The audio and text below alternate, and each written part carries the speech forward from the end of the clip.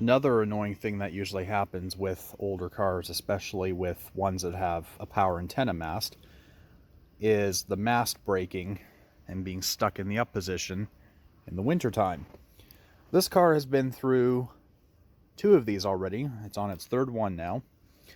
This is the original one. It broke off right at the cable.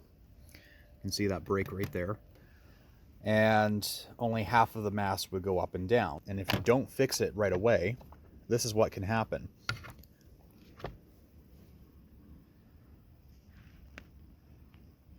The gear inside this antenna unit is made out of plastic, so the one half is completely worn down and the other half is totally fine. So when you go to replace your antenna mast with a brand new one, you'll find out that the mast doesn't even go up or down properly. It still refuses to work. It's because this is worn out. And as soon as your antenna mast breaks, you have to fix it immediately, or else this will happen. And good luck finding this piece. You'll never find it. Unless you have a 3D printer, but not many of us are privileged to have something like that. And this is actually how to repair one of these. These nylon cables are actually hollowed out. So as you can see right there, this is the nylon cable and there's a hole in the center of it.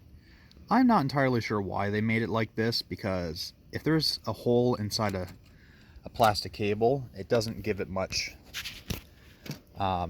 structural support. It just makes it worse. But this is what I've done. This wire that's coming out of this nylon cable is actually from a Christmas ornament. You just take the ornament's hanger off and then you just stick it in the hole. And then you stick the other end inside that hole, and then you'd use like a really strong, flexible adhesive. So what I would use is Loctite. And that will fix it. It's way cheaper than spending almost 50 bucks on a new mast and cable, when you really don't have to.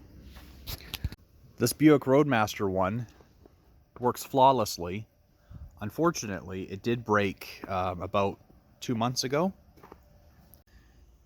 And what I was able to do to fix that was this exact repair.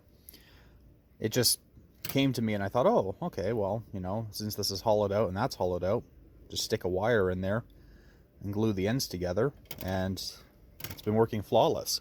It is in the raised position right now, and there's a reason for that.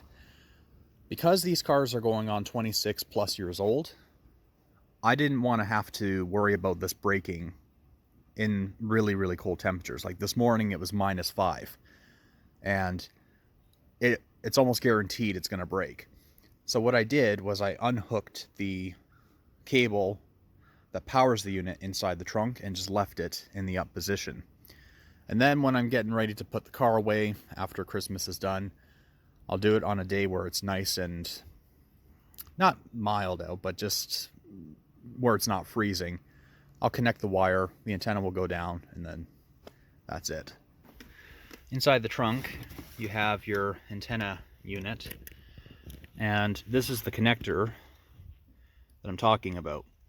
It plugs right into this relay there.